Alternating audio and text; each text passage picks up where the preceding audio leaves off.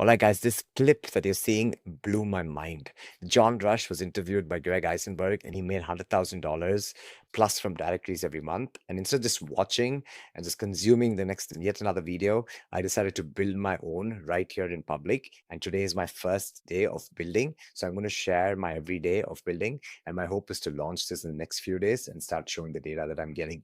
So let's get started. So for those that are not familiar with John Rush, he seems to be like a directories expert. He's been doing this for many years. And his whole premise is that directories are much easier to build compared to SaaS startups. And if you build a directory in a niche and then move into SaaS, you already have the traffic that you can move into your SaaS startup, which I really find compelling because I've been building companies in the past and I know how hard it is to get people's attention. Literally, marketing is the biggest challenge today for most businesses, right? Because you have so many good products out there, but it's very hard to get people's attention. And just that got my attention. And that's when I started paying more attention to what John Rush was saying in this interview. And I started ODing on him.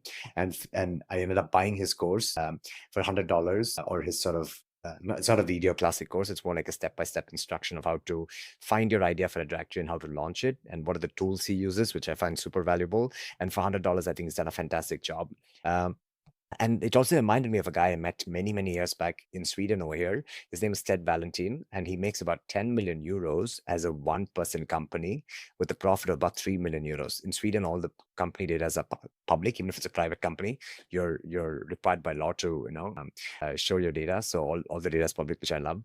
But anyway, so 10 million euros and just doing directories, which look like this, is just fantastic, right? So this is his pizza directory around Sweden. Then you can find his restaurant directory over here.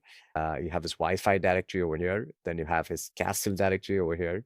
I just absolutely love all these little niches he's found, and it's all about reviews over here. And you can see that it's exactly the same backend. It's just different content, right? Now he's obviously doing a lot more modern looking directories. I've not met him in a while, but Ted, if you're watching this, fantastic. Well done. You're such a hero, man, being an indie hacker, running your one-person shop. Hats off to you. Anyway, so back to the directories business. So John has this wonderful step-by-step way to build a directory. And that's what I started doing. So I watched this video last week. I got really inspired. I started going I started finding more work of what John was doing. And I realized that this is something I should definitely try because I'm at a stage where I want to build and I want to build in public and I want to teach what I'm building. And I'm tired of building large, trying to be unicorn startups that kind of go nowhere after a while. So I'd rather build very unsexy, boring businesses like directories. And bear in mind, directories are going to get more important, I believe, because as the world gets more and more information, there's a need for somebody to curate that and be a trusted middleman that curates data. That's one. Number two is you can see that in certain niches, it's very hard for your users to make choice, and they spend a lot of time Googling and hopping between sites. And if you can bring that in one place, that could be a lot of value, both in terms of eyeballs, time spent, and of course, other forms of revenue, which is what John talks about and which is what Ted has done and demonstrated really well for the last 20 years. And number three is the fact that, these are businesses that might not be a sexy $100,000 per month businesses necessarily as one directory site, but as John himself says, to spend a few hours a week or a few hours a month and get $10,000 a month is pretty good ROI. And for me, it's more interesting to see how far can I take my own vibe building skills in terms of what I can launch. So I started going on this journey about late last week. Today is when I'm recording this. Today is a Wednesday. Today's a Wednesday. So I started, I think, last Thursday and just went into what John has had to offer, went through the steps up to operate and been spending a lot of time on ideate and build. So the first step is obviously ideate, right? Is to know what directories you want to build. And here, John has a pretty nice way of looking at it, which is you don't have to build a category. You just have to know where people are already searching and what they're searching for and what is unmet. And the first step to do that is to look at keywords. Obviously, you can do paid tools like SEMrush and so on. I just use Google Keyword Planner from my ads account, from my Google Ads account, which works really well. I'm going to show you what I've done in a second. And the second thing you can do is to look at trend analysis. So you can see what keywords are trending. If something's really hot right now and you're seeing a spike, it might be a great time to launch that, right? Obviously, you can also do social media research from TikTok and so on. And the last thing is to look at, obviously SERP or search engine result pages to see what other directories exist, if at all. It's not a bad thing. There's an existing directory. Maybe it's an old directory. So for instance, if you look at this pizza directory, it's a pretty old directory. and you can see that maybe the data is not accurate. It doesn't look great. I mean, it's functional, but maybe you can add other things to it that will make the user experience better, right? So, and finally, obviously, to build a directory, you need to know what information is good, what information is critical, what information is bad. How does the user pick? What is the user journey or the buyer journey leading to from your directory to the supplier's page, right? Because at the end of the day, directory is just a aggregator, and you're taking the person to his or her destination faster, and that's the job of a directory, right? And then obviously you have certain directories that are more in depth, like review sites where you can send proposals and so on, and some that are just sending you to the supplier side. It's important you understand what makes a good directory and what kind of information is necessary. And here I come back to Alex Harmosi's way to look at ideas, which is pain, profession, or passion. Those are the 3 P's. So either you have the pain yourself and you know what it takes to solve that pain because you've solved it, or it's your profession and you know what it, you know how you've been doing this as part of your day job, or it's your passion where you spend a lot of time in the evenings and weekends and so on. So I started going through this process and started ideating. And these are some of the ideas I've been coming up with. I have a little spreadsheet over here where I look at keyword data, I look at Reddit data to see how big is the subreddits and how big are the Reddits. Do I have any personal credibility? What are the competition? And what are the notes, right? And then is there a GoDaddy domain I can buy that has an exact match of the main keyword? Because if it is, it's great for SEO. So those were my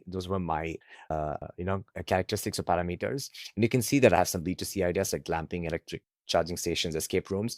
And when it comes to B2C ideas, you need to have a lot of traffic. We're talking like 6-7 digit traffic per month to make any meaningful revenues, compared to B2B, where you can have like few thousand traffic, like 5 to 10,000 in traffic a month, and you can still make meaningful revenues with just that little amount of traffic, because there's so much more willingness to pay, right? Whether that's through ads, whether that's whatever affiliates or whatever you decide to do. So you can see that I have different ideas over here, and the ones in green are the ones that I really wanted to pursue, or I'm going to pursue in the next few months. So the one is podcast studios for rent. The other one is AI email tools. I'm not sure about that. Let's see how the markets evolve. And this one is what I'm doing right now, which is what I'm going to launch with in the next few days. So EV charger installation or Tesla wall connector installation. Let me show you why I picked this one. So I've been in Bali for the last 10 months. When I came back home to Sweden, I realized that wall connector is not working. So I spoke with Tesla about it, because I have the original Elon Musk signed wall connector. And they said basically, they gave me a lot of instructions, and they basically said there's not much we can do about this. So either you're going to throw it away, or throw it away, or you need to do a lot of debugging with us. And I had no interest of debugging. So I decided to go and buy a new one. And this is when I realized that when I searched for Tesla wall connector, I got like 100 SEM results, right? And everybody had slightly different offers. And I decided to pick these guys. They're called Evify. They were very good. The installation's already done. As you can see, I ordered this on 27 June this year. And it costed me about $1,200, a little bit more, $1,300. But in Sweden, you have a tax benefit or a tax credit. So actually, I paid only $600 for this, which is really valuable. And this included both the wall connector and the installation. And the whole installation process is pretty nice, right? So I ended up chatting with the guy who was installing, and their job is to only focus on EV charging, EV cars and EV installation at home. And if you speak to a regular electrician, at least here in Sweden, for me, it didn't feel like they were qualified. They know what to do, but it doesn't feel like they prioritize these kind of customer requests compared to like a larger request. Whereas these guys like Avify, this is their job, right? And if you look at the US, you have guys that are focused only on EV cars, or you have guys that are focused on EV cars and solar cells. You have guys that are slightly other things as well around EV charging, but you have clearly a niche around electric vehicle charging. Now, if you go to Reddit. And you look at Reddit, you have like Ask Electricians. There's a lot of things around EV charger. And again, you have like EV charging as a subreddit too. And here you can see that I had my own question on how to pick in an installator, and I got a lot of interesting data around that. I also use a tool called Gummy Search, which actually goes through every Reddit thread, and you can ask questions from all different Reddit threads, subreddit threads. It has all the data over there, and it gives you a neat summary and a sentiment of what are the main questions, what are the main concerns people seem to have around your topic. So it's a great way to validate demand and market research. And same with different posts and just reading and summarizing this with AI. This is where I love AI, because you save a lot of time by knowing where to look for information and then understanding how to analyze that information, right? So I decided after spending about an hour and a half doing this research, coming up with these different for EV charger. You can see it's pretty good traffic per month. This is just the US. It's you have EV charging installation is 27,100. You have home car charging 33,100, which is fantastic amount of data. And I couldn't find any directory site that did this. And when I posted this on different Reddit threads, what I got was basically large electricians like Hugh Merritt and so on in the US. When I spoke to a couple of my cousins that are living in the west coast in the US, they said the same. They call a local electrician, get a quote, they compare a quote with somebody else, and it could be like one electrician gives them a quote of $2,000, another electrician gives them a quote of $800. One wants you to change your panels, one has a completely different approach, and obviously you're caught in this jungle, right? You're caught in this jungle of how to pick a supplier. Now, what's interesting though is that you have people that saying on one camp saying that you don't need an electric vehicle specialist that comes and installs your EV box at home, and you have another camp that says that's great. And I think this is where I build a directory, because clearly there's a lot of fragmented in pieces of information, and your job is to bring that together and build a niche around it, right? So what I'm starting to do is to figure out where my data is and how to get that in terms of like finding the electric vehicle charging suppliers out there in the US. I'm going to do this only in the US. I'm thinking of doing this either only in California or Dallas or Texas. Like either pick a state or a city that has a lot of for electric vehicles, and let's say the California, Texas in my research. If you have other ideas, please let me know in the comments. But my idea right now, first day, is I figured out a niche.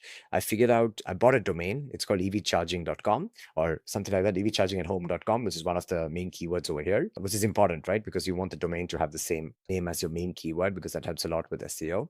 And I've been spending time looking at Reddit. What I've also done is to go through Applify, and I've gone through Google Maps email extractor, where I've asked Google Maps to give me only electric suppliers that have more than 4.5 reviews, of at least 10 reviews or more, with their address, with their email, and with their website. So, and obviously with where they are in the city and state. So I've gotten like 323, and I'm going to take the CSV and I've put it into ChatGPT, and I'm going to start analyzing it. I've not done that yet, but I'm going to start doing that to see, what kind of suppliers do we have over here, and start classifying them.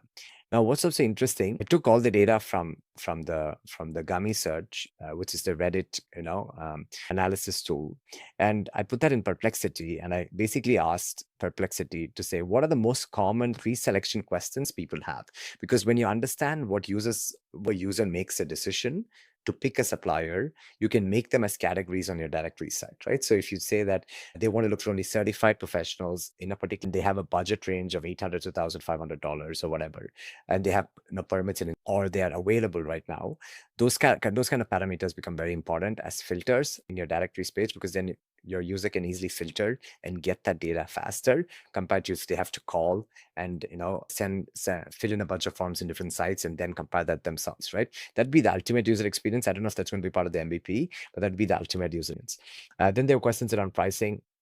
And there are questions around installation process. And then I also asked Perplexity in this case to tell me what are the top 10 reasons for negative feedback. And these are things that are great. Either you can use that as marketing or as your headline slogans, because if you can solve this, then you're addressing a clear user problem.